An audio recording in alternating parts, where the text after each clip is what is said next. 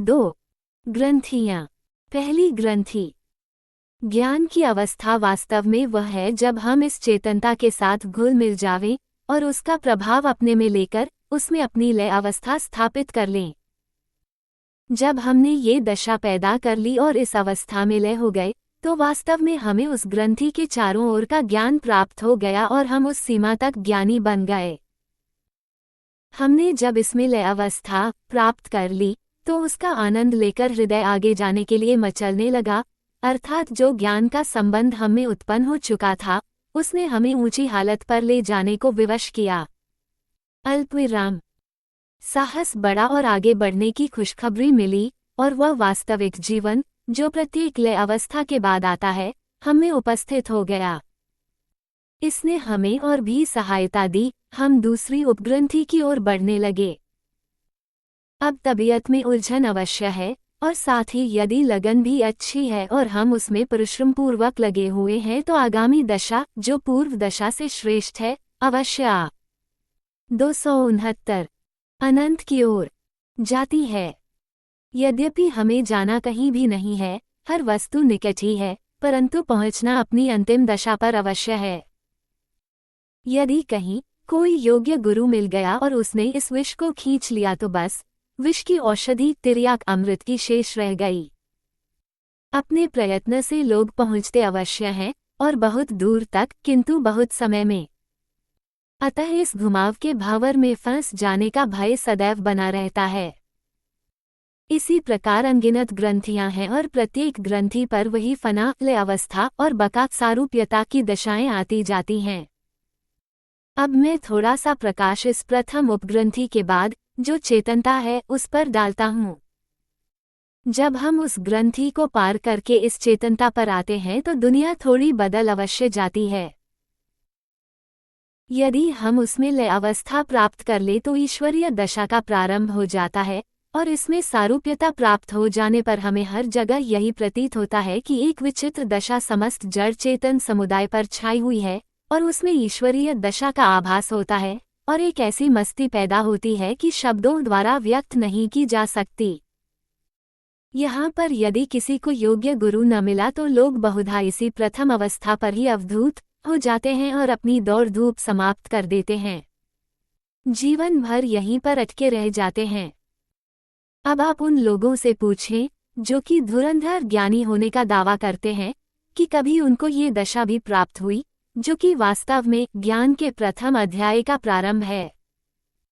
यदि इसी दशा का ध्यान बांधा जाए, तो कृत्रिमता उत्पन्न हो जाती है, वास्तविकता नहीं रहती। अब हम उसके बाद की एक अन्य उपग्रंथि पर पहुँचे।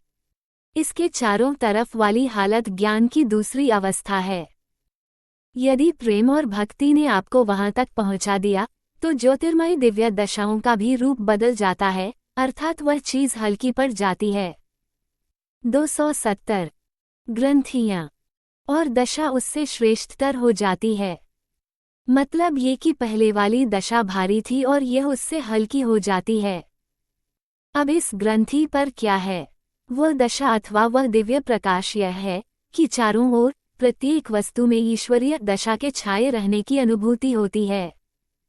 इस दशा में कुछ सरलता का आभास होता है। इसका अर्थ यह है कि हम उसके अंदर और भी प्रवेश कर गए। प्रत्येक स्तर पर लय अवस्था और सारूप्यता आती है। सारूप्यता उस दशा की प्राप्ति है, जिसको दूसरी अवस्था का ज्ञान कहते हैं।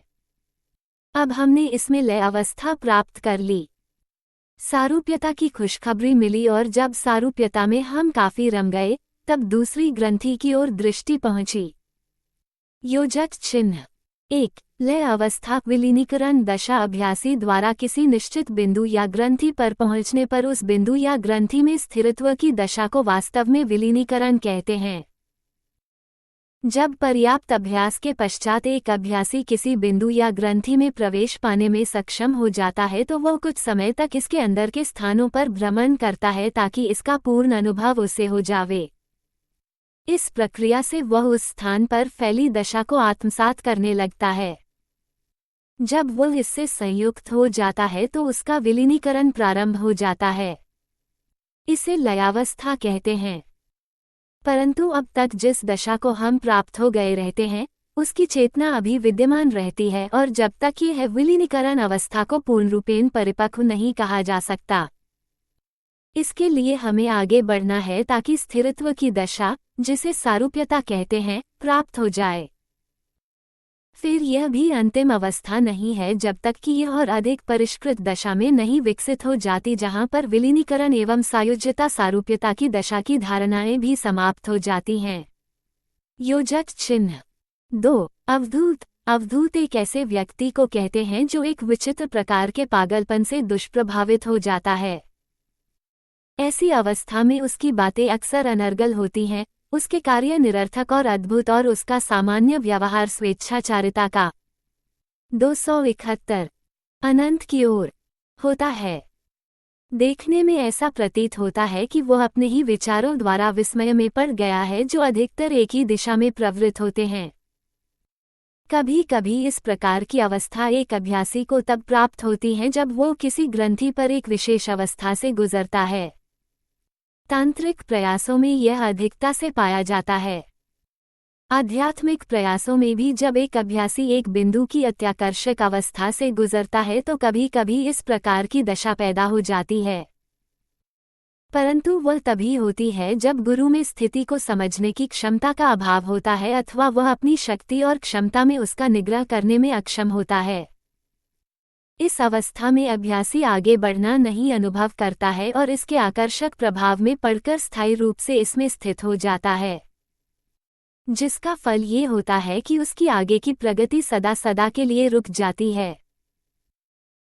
ये वास्तव में एक योग्य गुरु के सर्वप्रथम कर्तव्यों में है कि वह स्थिति के प्रति जागरूक रहे और अभ्यासी को इसमें भटकने से बचावे। हमारी संस्था में इस विषम परिस्थिति को दूर कर दिया जाता है और अभ्यासी द्वारा ऐसे बिंदुओं को गुरु की असाधारण शक्ति द्वारा पार करा दिया जाता है जिसका उसको भान भी नहीं हो पाता।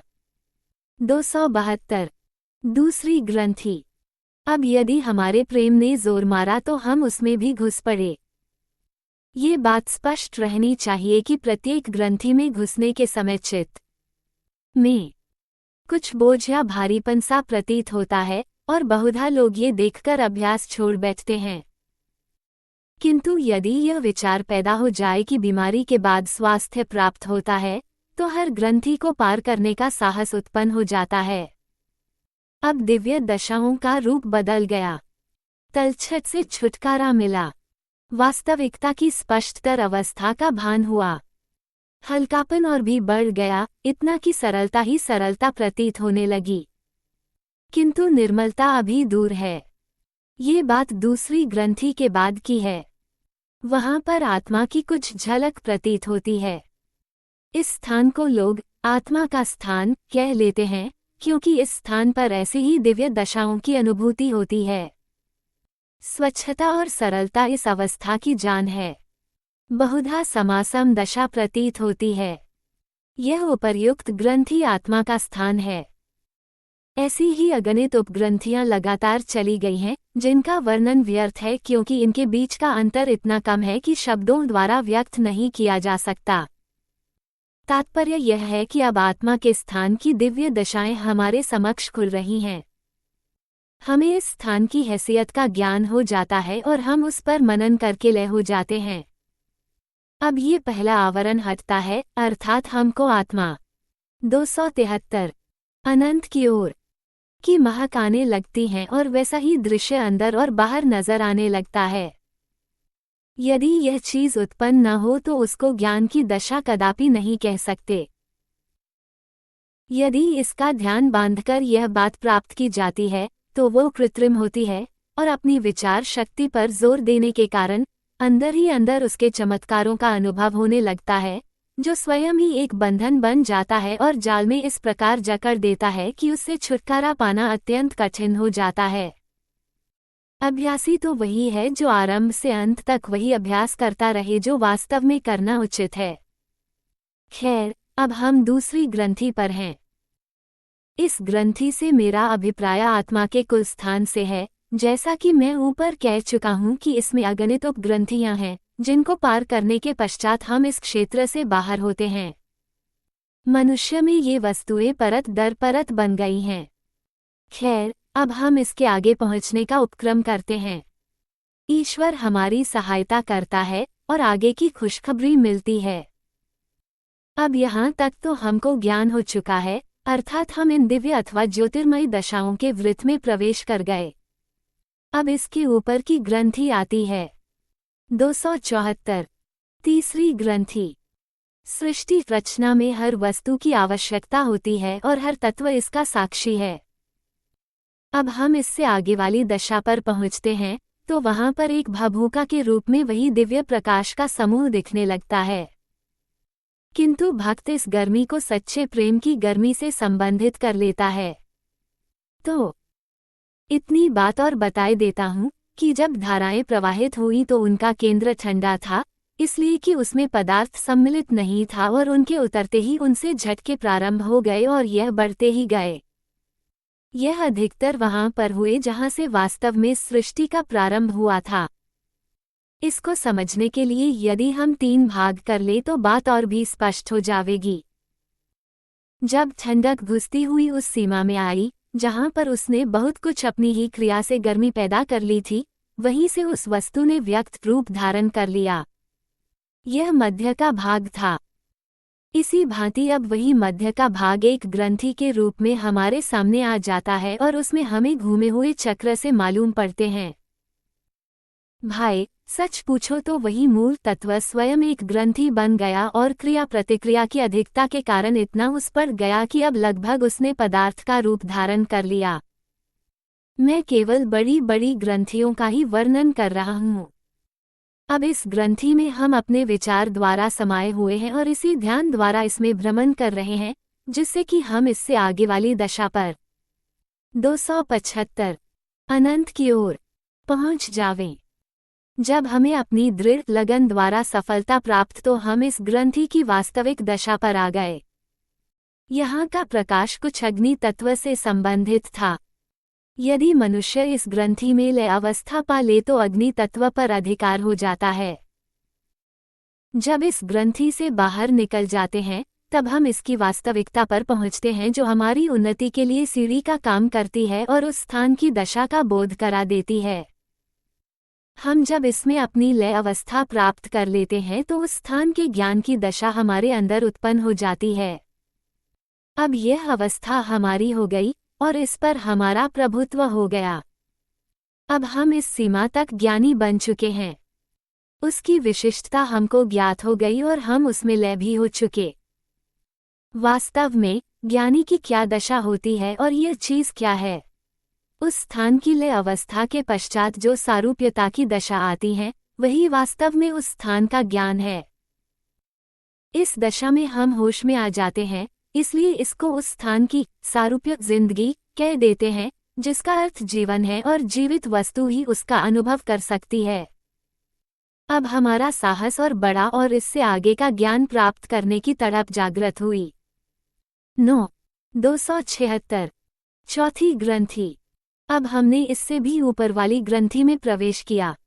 अग्नि की हैसियत का अभाव हो गया। इसका अर्थ ये हुआ कि अब उसकी विपरीत दशा में प्रवेश कर रहे हैं जो जल का स्थान है। केवल इसी ग्रंथि पर यदि हम लय अवस्था प्राप्त करके रह जाते हैं तो काफी घूमने के पश्चात भी केवल उसी तत्व पर हमारा अधिकार हो पाता है। ज्ञान हमें क्या सहायता देता है? ये कि हमें ईश्वर की तलाश और खोज पैदा कर देता है। ये बात यदि किसी के विचार में नहीं है या वास्तविकता की खोज करना हम नहीं चाहते तो केवल इसी ग्रंथि पर अटककर रह जाते हैं और चमत्कार दिखाना प्रारंभ कर देते हैं। यदि हमारी तड़प ने साथ दिया और इस ग्रंथि में लय होने के बाद सारूप्यता की दशा पैदा हो गई तो हमको उस दशा का ज्ञान हो जाता है।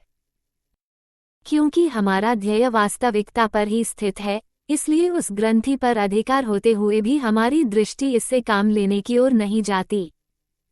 इसका गुण इतना शांतिमय है कि जैसे जल को देखकर ताजगी का अनुभव होता है। जब इस ग्रंथि में लय अवस्था प्राप्त करके सारूप्यता की दशा पर आ जाते हैं तो हमें उस हालत का ज्ञान हो जाता है। एक बात लिखने से रह गई जो हर ग्रंथि के बाद पैदा होती है। जब किसी ग्रंथि में लय अवस्था प्राप्त करने के बाद हम सारूप्यता की दशा में पहुंचते हैं तो वह दशा ही उसका अंत नहीं होती, बल्कि 277 अनंत की ओर सारूप्यता भी लय होकर उससे उत्तम सारूप्यता की दशा में आ जाती है, जिसको सायुज्यता कहते हैं। तब उस दशा का ज्ञान पूर्ण हुआ समझना चाहिए। अच्छा, ये सायुज्यता भी हमें उत्पन्न हो गई। अब इससे आगे वाले ज्ञान की हमें खोज है। 278 पांचवी ग्रंथि। खोज और तड़प में बहुत अंतर है, इसलिए तड़प शब्द का उपयोग अधिक उचित है। अब ये तड़प हमें पांचवी ग्रंथि पर पहुंचाती है और वो हालत पैदा कर देती है जो इन चारों ग्रंथियों में सबसे उत्तम है। अब हम उस ग्रंथि पर पहुंच गए और उसमें सैर या भ्रमण करने की हालत पैदा हो गई, वहां की बातें भी हमारे अनुभव में आने लगीं। हमने अपना आसन वहां पर जमा दिया, अतः हमारे ध्यान का वैसा रूप भी पैदा हो गया और यह चलता रहा। अंत में वो समय आ गया कि उसकी सैर की हालत में हमने लय अवस्था की दशा पैदा कर ली। तब हमको उसकी लय अवस्था में जाने का सुअवसर मिला। यहाँ की दशा कुछ विचित्र है। इस अवस्था में वायु के तत्व पर हमें अधिकार हो जाता है, मगर वो वायु बदली हुई होती है। उसमें झोंके नहीं होते, अपितु कुछ वस्तु अधिक ताजगी देने वाली होती है। यहाँ पर अभ्यासी की दो दिशाएं पैदा होती हैं।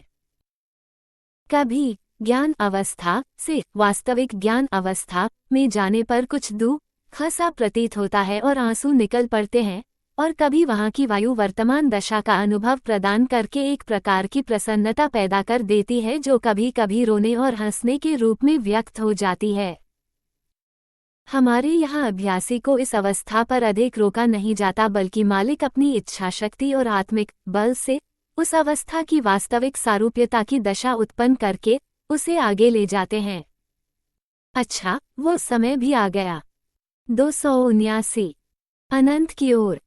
जब हम इसमें सारूप्यता की पूर्ण अवस्था प्राप्त करके आगे बढ़े, पिंड का ज्ञान अब हमें हो गया। हर ग्रंथि पर ध्वनि है और जितनी ऊंची अवस्था की ग्रंथि है उतनी ही ध्वनि मधुर होती जाती है। पिंड में ये ध्वनि तीव्र होती है। यदि कोई मनुष्य केवल इन ध्वनियों पर अथवा उनके चढ़ाव उतार पर ध्यान देता है तो उस जगह के चमत्कार और सिद्धियां उस मनुष्य में आ जाती हैं। पांचों ग्रंथियों में ध्वनि कुछ मिलती जुलती है, परंतु ये भिन्न प्रकार की हैं। इसको पंचाग्नि विद्या कहते हैं, जो रावण को पूर्णतया सिद्ध थी। परंतु भाई, मैं किसी को राक्षस तो बनाना नहीं चाहता और न चमत्कारों की ही ओर ले जाना चाहता हूँ, इसलिए इस चीज को नहीं खोलता। जो उस पर जाना चाहे स्वयं प्रयत्न करे। उन जगहों पर स्पंदन ऐसा ही है जो ध्वनि का अनुभव प्रदान करता है। दशा के अनुसार ध्वनि तीव्र और मंद अवश्य होती जाती है। योजक चिन्ह। ये पांचों तत्व पिंड 3 पंचाग्नि विद्या पृथ्वी, अग्नि, जल और आकाश वायु देश के 5 बिंदुओं से घनिष्ठ रूप से संबंधित हैं। ये बिंदु मनुष्य शरीर में छाती के क्षेत्र में स्थित हैं। इन बिंदुओं पर स्वामित्व का अर्थ है उनसे संबंधित शक्तियों पर पूर्ण नियंत्रण। सभी द्रव्यात्मक शक्तियां प्रत्यक्ष अथवा परोक्ष रूप से उन तत्वों की शक्तियों से संबंधित रहती हैं। इस प्रकार एक योगी, जिसे इन 5 बिंदुओं पर स्वामित्व प्राप्त हो चुका रहता है, इन तत्वों पर नियंत्रण प्राप्त कर लेता है और उनकी शक्तियों को हर उचित कार्य के लिए प्रयोग कर सकता है। 280 छठी ग्रंथि। अब हम ब्रह्मांड की ओर अग्रसर होते हैं। हमारी दौड़ अब छठी ग्रंथि पर पहुंच गई, जहां से ब्रह्मांड का प्रारंभ होता है। एक बात मैं और लिखे देता हूं कि पिंड की इस दशा पर पहुंचे हुए अभ्यासी का जन्म, यदि उसने ब्रह्मांड के क्षेत्र में पैर रख दिया हो, इस संसार में नहीं होता। इस ज्ञान से बस इतना ही लाभ है। छठी ग्रंथि पर आते ही दिव्य प्रकाश का रूप परिवर्तित हो जाता है और उसमें पदार्थ का प्रभाव कम हो जाता है। अब एक बात ये भी है कि या तो हम छठी ग्रंथि पर रुककर पहले वाले सिद्धांत से आगे बढ़ें, या यदि कोई अच्छा गुरु मिल गया हो तो वह इस छठी ग्रंथि पर अधिक नहीं रोकता। वहाँ की दशा पैदा करवाकर 7वीं ग्रंथि में अभ्यासी को प्रवेश करवा देता है। जो अपने आप चलते हैं वे इस 6ठी ग्रंथि पर भी लय व सारूप्यता स्वयं करते हैं। इसका परिणाम ये होता है कि वहाँ के चमत्कार और प्रकाश इतने आकर्षक हैं कि अभ्यासी का मन ऊपर की 7वीं ग्रंथि पर जाने को नहीं चाहता। इस 6ठी ग्रंथि पर काफी प्रकाश है और कुछ धुंधलापन भी अनुभव होता है। मगर हम जब 6ठी ग्रंथि की सारूप्यता की दशा पैदा कर लेते हैं तो धुंधलेपन का आभास समाप्त हो जाता है। प्रकाश ही प्रकाश दिखाई देता है। ये वह स्थान है जो वास्तव में शक्ति का वितरण करने वाला स्थान है और जो ऊपर से आई हुई शक्ति को पिंड में पहुंचाता है। 281 7वीं ग्रंथि। अब हमें 7वीं ग्रंथि पर चलना है और यह जगह बिल्कुल ब्रह्मांड देश में है जिसको विराट देश भी कहते हैं। इस जगह का क्या कहना। ईश्वर सबको प्राप्त कराए ताकि आगे पहुंचने की खुशखबरी मिलती जावे। यहाँ पर पवित्रता का अनुभव बहुत होता है तथापि पदार्थ का प्रभाव अवश्य है। अणु की शक्ति जो महाभारत में प्रयुक्त हुई थी यहाँ पर बहुत अधिक है। योगी का इस दशा पर पूर्ण रूप से अधिकार कर लेना उचित है। भारतवर्ष के योगियों ने इस पर पूर्ण अधिकार प्राप्त कर लिया था। भारतवर्ष प्राचीन ऋषियों में शायद ही कोई बचा हो जिसमें इस स्थान की शक्ति न हो।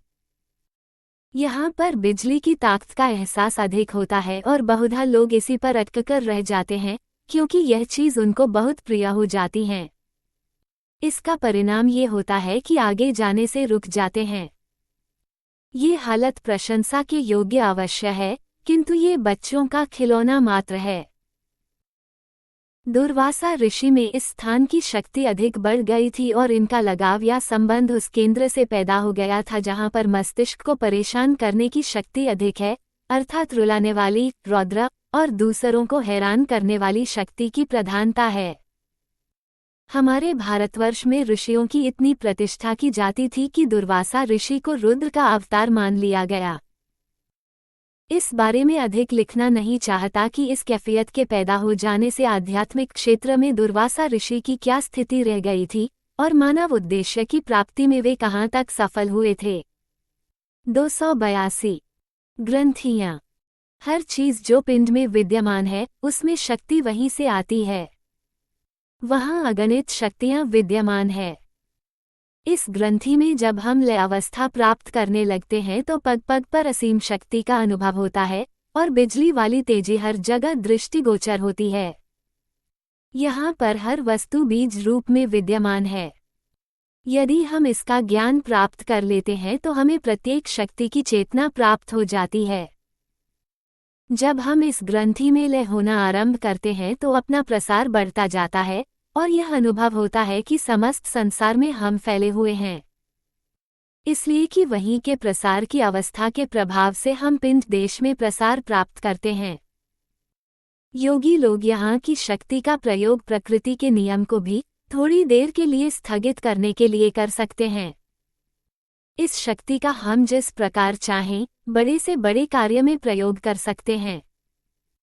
यदि हम इसमें पूर्ण रूप से लय अवस्था प्राप्त कर लें तो गोला बारूद की शक्ति को यहाँ की शक्ति से क्षीण कर सकते हैं। इस संसार में होने वाली घटनाएं सबसे पहले यहीं पर घटित होती हैं और हम इसको होने से पहले पढ़ सकते हैं। यदि हमारा अनुभव तीव्र है तो हमें ब्रह्मांड देश के छोटे छोटे केंद्रों में वह विभिन्न शक्तियां मिलेगी जो उन बिंदुओं से संबद्ध विभिन्न भूभागों पर अपना अपना प्रभाव प्रदर्शित करती हैं।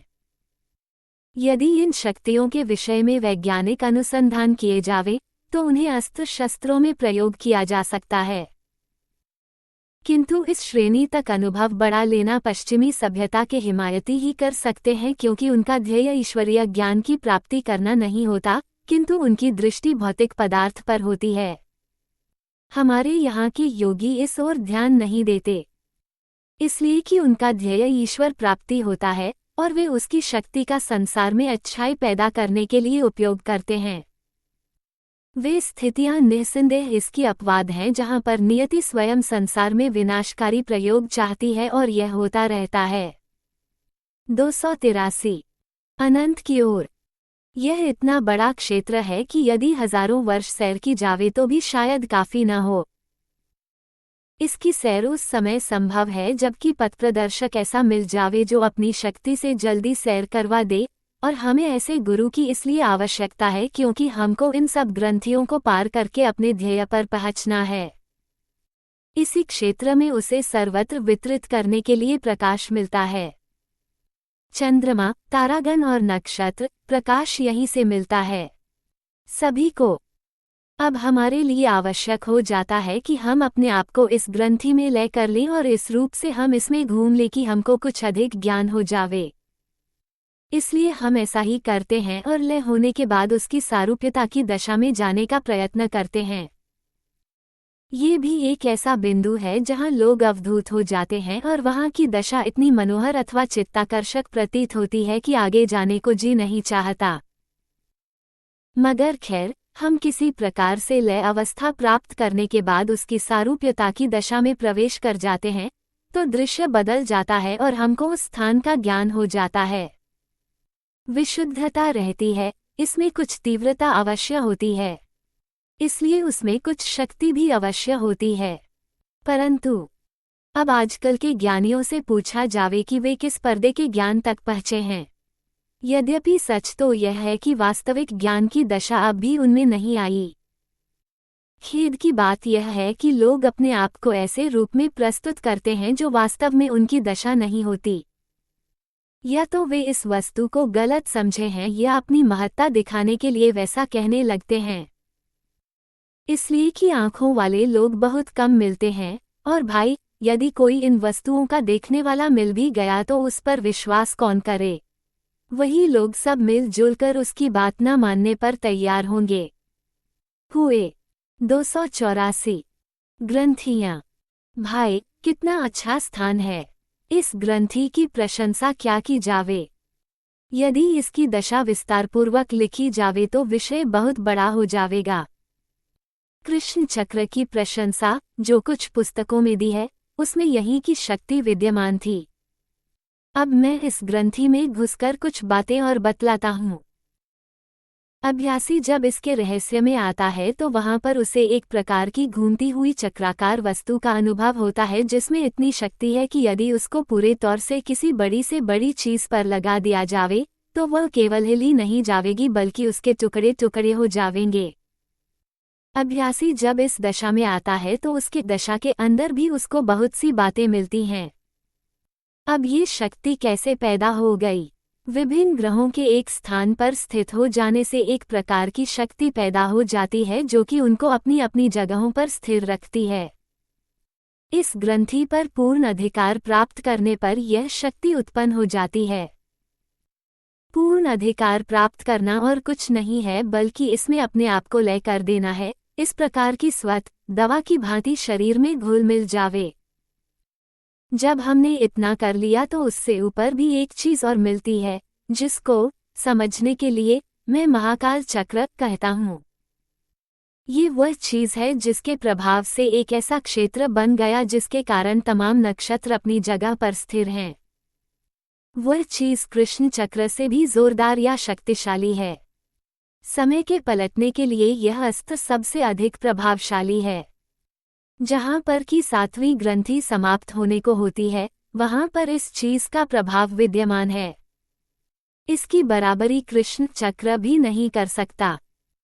और यदि लोग मुझे क्षमा करें तो मैं ये कहने के लिए तैयार हूं कि यह अस्त्र संभव है कि कृष्ण जी को भी न मिला हो, इसलिए कि 285 अनंत की ओर उनको इसकी आवश्यकता न थी, परंतु अब इसकी आवश्यकता है, इसलिए संभव है कि नियति ने किसी को दे दिया हो।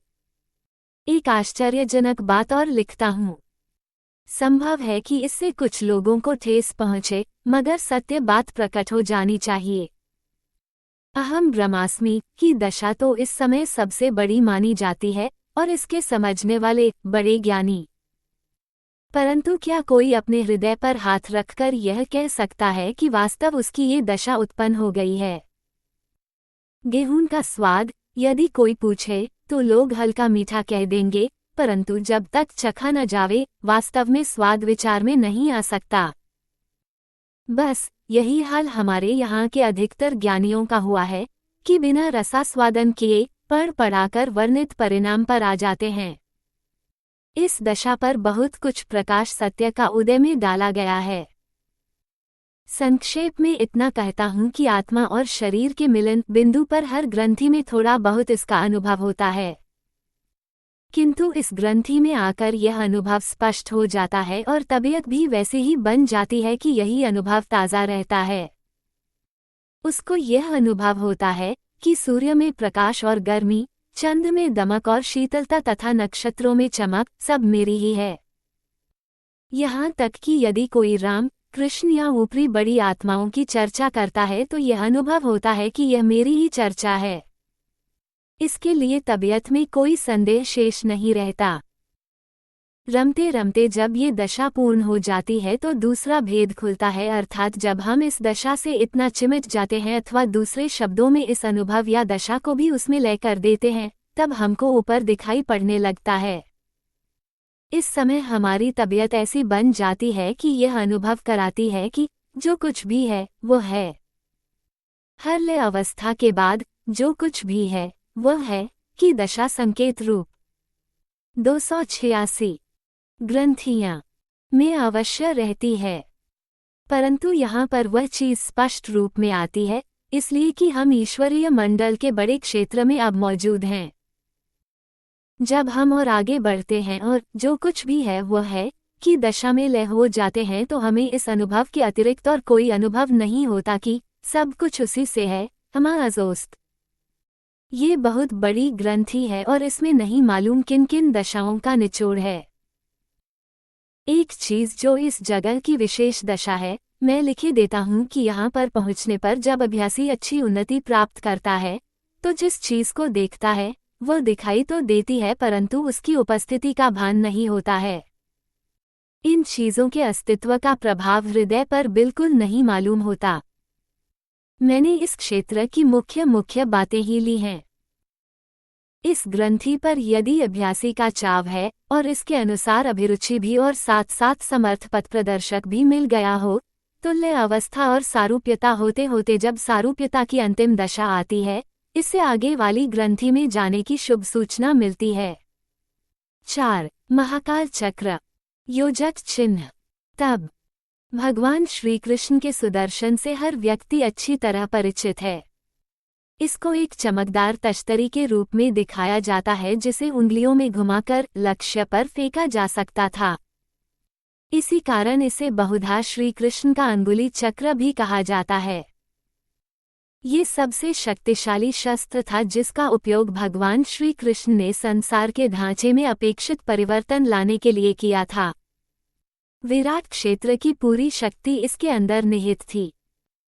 सुदर्शन चक्र वास्तव में भगवान श्री कृष्ण के पास किसी तश्तरी के रूप में कोई भौतिक यंत्र नहीं था, बल्कि चक्कर काटती हुई एक सूक्ष्म शक्ति थी जिस पर उनका पूर्ण नियंत्रण था। महाकाल चक्र सुदर्शन चक्र से अधिक शक्तिशाली है। इसमें काल की शक्ति गुम्फित समाहित है। परिशिष्ट एक देखें। इसका अवतरण विरल परिस्थितियों में होता है, जब इसका उपयोग अत्यधिक महान कार्यों के लिए आवश्यक हो जाता है। आज के दिन विश्व के जिस पुनर्जीवन का कार्य, उस कार्य से जिसके लिए श्री कृष्ण जी पृथ्वी पर आए थे, कहीं अधिक। 287 अनंत की ओर गुरुत्व का है। परिणामस्वरूप अब समय की मांग है कि परिवर्तन लाने के लिए और अधिक व्यापक पैमाने पर इस उत्कृष्ट शक्ति का उपयोग किया जाए, और जिसके लिए महान दैवी व्यक्तित्व पहले ही पृथ्वी पर आ चुका है और नियंत्रण में इस उत्कृष्ट शक्ति की सहायता से इसके लिए लगातार कार्य कर रहा है। योजक चिन्ह 5 अहम ब्रह्मास्मि, मैं ब्रह्म हूँ। आजकल के तथाकथित ज्ञानी का ये संभवतः सबसे सामान्य चिन्ह है, जो दूसरों पर अपनी उपलब्धियों का सिक्का जमाने के लिए इस प्रकार के पद समुदायों को यंत्रवत उच्चारित करता हुआ भ्रमण करता रहता है। वास्तव में इस प्रकार के शब्दों के मात्र उच्चारण करने से कोई ज्ञानी नहीं हो जाता, बल्कि जब इसकी दशा में वास्तविक आंतरिक विलीनीकरण होता है तभी कोई ज्ञानी होता है। सच्चे अर्थ में यह अभ्यासी की पहुंच के स्तर के अनुरूप ही परम तत्व से अपृथकत्व की भावना की आंतरिक चेतना के लिए प्रयुक्त होता है। इस पुस्तक में व्यक्त विचार के अनुसार यह एक आध्यात्मिक दशा है जो अंतिम दशा तक पहुंचने की यात्रा में विकसित होती है। हर बिंदु या ग्रंथि पर इस प्रकार की कुछ चेतना किसी न किसी रूप में होती है। जैसे जैसे कोई उच्चतर स्तरों तक पहुंचता जाता है वैसे वैसे इसका और अधिक परिष्कार होता जाता है। सामान्यतः इसकी कलाएं होती है। सबसे निम्न स्तर पर यह एक भावना के रूप में प्रकट होती है कि मैं ब्रह्म हूँ, अर्थात अपृथकत्व का भाव, फिर ये सब कुछ ब्रह्म है की भावना में बदल जाता है, जिससे सार्वभौमिक अपृथकत्व की भावना का भान होता है। सबसे अंत में यह सब कुछ ब्रह्म से की भावना का रूप ले लेता है, जिससे हर दृष्टिकोण के अंत का अर्थ निकलता है। 288 आठवीं ग्रंथि। भाग्य ने जोर किया और अभ्यास ने सहायता दी तो हम आठवीं ग्रंथि पर आ गए। यहाँ पर अब दृश्य ही बदल गया। जो दशाएं हमको सातवीं ग्रंथि पर मिलती हैं, उनका सूक्ष्म रूप यहाँ पर मिलता है। यहाँ पर अभ्यासी को यह अनुभव होता है कि संसार स्वप्नवत है और यह प्रकृति का क्रीड़ा स्थल है। वैराग्य यहाँ पर पहुंचकर सुदृढ़ हो जाता है। इसके आगे फिर वैराग्य की गुजर नहीं, बल्कि उसका भी रूप परिवर्तित हो जाता है। इसलिए ये कहा जा सकता है कि वैराग्य यहाँ पर परिपक्व हो जाता है। हर वस्तु यहाँ पर हल्की दिखाई देती है। विचार में भारीपन नहीं रहता और अभ्यासी शांति, स्थिरता तथा चैन का भागी बन जाता है और वह इस दशा का आनंद प्राप्त कर लेता है कि जिसकी शांति बढ़ते बढ़ते अंत में वास्तविकता में परिवर्तित हो जाती है। परंतु भाई, अभ्यासी तो वही है जिसमें शांति के साथ साथ कुरेद और बेचैनी अवश्य रहे। ये वह चीज है जो कूड़ा करकट, झाड़ झंखाड़ को साफ कर देती है और चलने के लिए मैदान बना देती है। अल्पविराम। हम सुनते चले आए हैं और पढ़ते भी कि संसार स्वप्नवत है और इसको ऐसा ही समझना चाहिए। मैं समझता हूँ कि पुस्तकों के पढ़ने वालों ने संसार को इस प्रकार स्वप्नवत नहीं देखा, यद्यपि प्रचारक सदैव इसी पर जोर देते रहे। ये तो एक दशा है जो नियमित रूप से अभ्यास करते करते इस तक पहुँचने पर विकसित होती है। यदि हम जबरदस्ती इसका तबीयत में विचार दृढ़ कर लें कि संसार 289 अनंत की ओर एक स्वप्न है तो चीज कृत्रिम रहेगी, वास्तविक स्थिति उत्पन्न न होगी। ये तो इस विशेष स्थान की दशा है जो मार्ग में पंथी को प्राप्त होती है। यदि कृत्रिम उपायों से हम इस दशा को परिपक्व कर लेते हैं और इसके पश्चात इस परिणाम पर आ जाते हैं कि हमको ज्ञान है और हम संसार को स्वप्न समझते हैं, तो ये स्थिति स्वयं को धोखा देने वाली सिद्ध होगी। इस स्थान की वास्तविक दशा शांति है। हम जब इसमें लय अवस्था प्राप्त कर लेते हैं तो इसके अर्थ ये होते हैं कि यहाँ की दशा को हमने अपना लिया है, और जब हम इस दशा से निकलकर सारूप्यता की दशा में आते हैं तो उस स्थिति का पूर्ण अनुभव होता है। इस स्थिति में कुछ ऐसी ताजगी अनुभव में आती है जैसे कि गर्मियों में लू से पीड़ित व्यक्ति को नदी में स्नान करने के समय डुबकी लगाने के पश्चात प्रतीत होती है। अब हम सारूप्यता की दशा में आ गए, या यूं कहो कि हम यहाँ की जिंदगी में जिंदा हो गए और फिर इस जिंदगी को भी लय कर दिया, तो फिर जो स्थिति उत्पन्न होती है वह नवी ग्रंथि पर पहुँचने का शुभ संदेश देती है। 290 नवी ग्रंथि। अब हम नवी ग्रंथि में प्रवेश करते हैं। हमारे अनुभव का रूप परिवर्तित हो गया और अब हम इस दशा पर आ गए जहाँ से भूमा से वास्तविक संबंध प्रारंभ होता है, और हम एक ऐसे लोक में पहुँचते हैं जहाँ हमको यही अनुभव होता है कि अब हमारा नया जन्म किसी दूसरे संसार में हो गया है। अब इसमें हमारा प्रसार होता है और उसी का रसास्वादन करते करते ये भी पता लगने लगता है कि जिस लोक में हमारा पुनर्जन्म हुआ है वह किसका लोक है, अर्थात उसकी पहचान एवं अनुमान तबीयत बतलाने लगती है और मालिक की उपस्थिति को भी हृदय ग्रहण करने लगता है। उसकी महानता मन में इतना गहरा प्रभाव उत्पन्न करती है कि अपने आप उसकी पूजा प्रारंभ हो जाती है। इसलिए इस दशा में आने से पहले सांसारिक क्रियाशीलता लगभग समाप्त हो जाती है तथा मालिक और सेवक का संबंध ही सामने रहता है।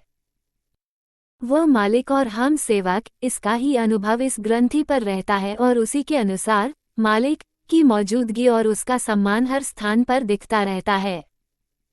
अपनी दशा एक अजीब अधीनता की होती है और तबीयत में एक विचित्र नरमी रहती है। यहाँ पर द्वेष भाव समाप्त हो जाता है और वास्तव में अब यहाँ पर ईश्वर की पहचान, दैवी ज्ञान का प्रथम पाठ प्रारंभ हो जाता है। इस स्थान से अपना अस्तित्व मिटना शुरू हो जाता है और जितना ही अधिक हम इस स्थान घुस पाते 291 अनंत की ओर हैं, उसी सीमा तक हम अपना अस्तित्व मिटाने में सफल होते हैं। दर्शन दीदार की झलक यहाँ से प्रारंभ होती है। अल्पविराम। अब अपनी दशा क्या होती है? यदि इसको और स्पष्ट किया जाए तो ये बहुत कुछ हनुमान जी की दशा से मिलती जुलती है कि जब कोई उनको उनकी शक्ति का भान कराता था तब उनकी हालत उभार पर आती थी, वैसे वे विस्मृत से रहते थे। अभी और चले जाइए। हर स्थान पर लय अवस्था व सारूप्यता का संबंध है। कहीं पर लय अवस्था है तो कहीं पर सारूप्यता। अब ये दशाएं अपने अपने क्रम से लय होकर सारूप्यता में पहुंचती हैं और सारूप्यता भी जब लय अवस्था पर आ जाती है तब 10वीं ग्रंथि पर पहुंचने का शुभ संवाद मिलता है। 292 10वीं ग्रंथि। अल्पविराम। अब हम 10वीं ग्रंथि पर पहुंच गए तो 9वीं ग्रंथि की दशा ने करवट ली और उसका रुख परिवर्तित हो गया। अब बंदगी के इतने अभ्यस्त हो गए कि उसके घर को अपना घर समझने लगे, अर्थात यूं कह लीजिए कि हमें अब कुछ स्वामित्व की गंध आने लगी, परंतु ये चीज कृत्रिम नहीं। ये 10वीं ग्रंथि की दशा है जो वहां पहुंचकर स्वयं आनी ही चाहिए।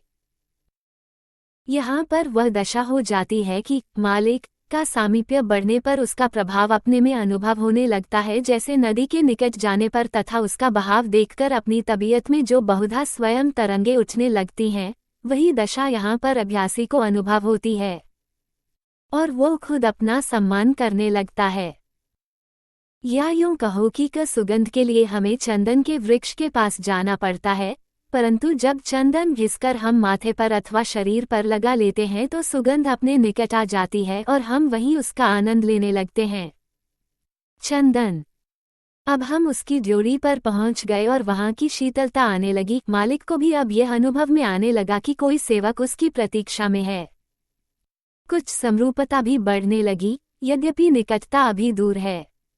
ईश्वर का काम यहाँ पर समाप्त है, इसके आगे उसकी भी गुजर नहीं। 293 अनंत की ओर। आगे बढ़ने पर भूमा का संबंध प्रारंभ होता है और बंधन से छुटकारा मिलता है। ये वह स्थान है जहाँ पर बिरला ही कोई पहुँचता है। यहाँ हवा की भी गुजर नहीं, बल्कि वह हवा है जो बड़े ही परिश्रम और अभ्यास के पश्चात प्राप्त होती है। या यूं कहो कि हवा बदल जाती है और हवा का असल तत्व ही रह जाता है जिस पर हमें आगे चलना है। अब वो तत्व क्या है, उसे शून्य कहना तो उचित न होगा। यदि भूमा की छाया कह दी जावे तो भी उसका उपर्युक्त वर्णन नहीं हो पाता है। कारण यह है कि वह भी भारी है। बस ये कहना उचित मालूम होता है कि वहाँ भूमा मौजूद है और मन में केवल उसकी उपस्थिति का अनुभव मौजूद रहता है, जो निश्चय करता है कि हाँ, कोई अविनाशी व अमिट अस्तित्व अवश्य है जिसकी ओर हमें जाना है। तब हमें समझना चाहिए कि हमने अगली ग्रंथि पर आरोहण किया है। अल्पविराम। 294 11वीं ग्रंथि। जब ये बात हो गई तो हमने 11वीं ग्रंथि पर कदम रखा। अब आवरण उलट गया और असलियत की झलक दिखने लगी। तबीयत बेबस हो गई, कभी टीस और कभी दर्द। हर समय उसी के पाने की खोज है, बिना उसके अब चैन व शांति कहाँ। सच पूछो तो शांति भी अब विदा हो गई। अब उस स्थान पर क्या है, ऐसे समझ लो कि जैसे शांति की दशा में से शांतिपन खींच लिया जावे और फिर जो चीज अनुभव में आवे वही दशा इस ग्रंथि पर पहुंचने पर हो जाती है। ये चीज हमारे अनुभव में आई और फिर हमने उसको भी लय कर दिया। अब वहां पर क्या है, सब कुछ तो चला गया, टीसन अवश्य शेष है। अब ये चीज लक्ष्य तक पहुंचने में सहायक है और इसकी परिसमाप्ति तब होगी जब हम असल दशा में मिल जावेंगे। अब हम सारूप्यता की अवस्था में हैं। होते होते जब उसकी भी लय अवस्था हो गई तो हम निखरी हुई सारूप्यता की दशा में प्रविष्ट हुए। इसने 12वीं ग्रंथि पर पहुंचने की सूचना दी। 295 12वीं ग्रंथि। अब हम 12वीं ग्रंथि पर पहुंच गए। वहाँ क्या है? ये जो कुछ भी चीज़ हमको विभिन्न लय अवस्थाओं और सारूप्यता की अवस्थाओं से मिली थी, अब वह भी लय हो गई। अब हम उसकी 9 सायुज्यता में स्वतः आ गए। यहाँ का दृश्य इतना स्वच्छ और निर्मल है कि सादगी भी सैकड़ों गुना इससे भारी है। यदि हम और आगे कदम बढ़ावें और कोई सादगी से अच्छा शब्द उपयोग करने के लिए मिल भी जावे तो वह भी इससे कई गुना भारी होगा। अब सायुज्यता चलती है और हमको एक नए प्रकार का जीवन प्राप्त होता है, जिसका अनुभव हमको आगे वाली ग्रंथि पर होता है। 296 13वीं ग्रंथि। योजक चिन्ह। जब हम 13वीं ग्रंथि पर पहुंचे तो जिंदगी ही जिंदगी है, शाश्वत जीवन। मैंने केवल बड़ी बड़ी ग्रंथियों का वर्णन किया है, क्योंकि छोटी छोटी ग्रंथियां बेशुमार हैं, किंतु उनमें जो अंतर है वह अकथनीय है। यहाँ तक का अनुभव तो शब्दों के उलटफेर ने बतला दिया, आगे शब्द नहीं मिलते जो इस हालत का वर्णन कर सकें। परंतु हमारी यात्रा तो चलती ही रहती है और ऐसी अगणित ग्रंथियां मिलती हैं और लय तथा सारूप्य अवस्था साथ ही साथ चलती है।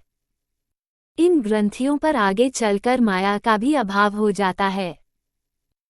यद्यपि वह ग्रंथि बहुत आगे है और उसके बहुत बाद एक ग्रंथि ऐसी भी आती है जहां पर लय और सारूपता प्राप्त करने पर अहंकार अहम भाव लगभग समाप्त हो जाता है। उसके आगे उसकी शक्ल बदल जाती है।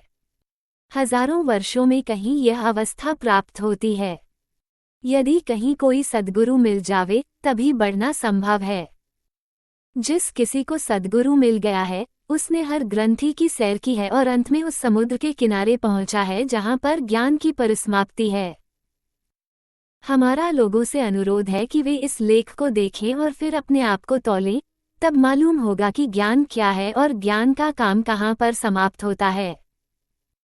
ज्ञान का काम वहीं पर समाप्त होता है जहां पर उसका अनुभव समाप्त हो जाता है और दशा एक नासमझ बच्चे की भांति हो जाती है जो कुछ नहीं समझता। ये हालत वहां पर होती है जब हम इस अपार सागर के निकट पहुंच जाते हैं। ये स्थिति अज्ञान के दायरे में आती है और यही वास्तविक ज्ञान और असल हालत भी है।